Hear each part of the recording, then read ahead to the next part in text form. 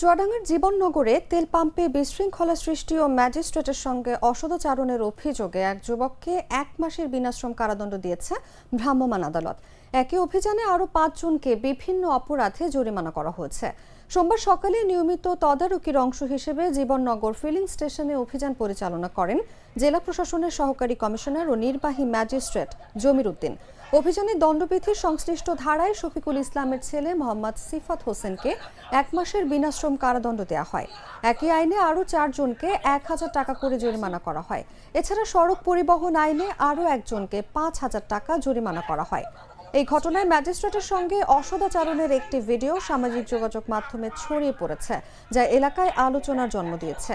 জেলা প্রশাসনের কর্মকর্তারা জানান, আইন শৃঙ্খলা রক্ষায় এই ধরনের অভিযান নিয়মিতভাবে চলবে।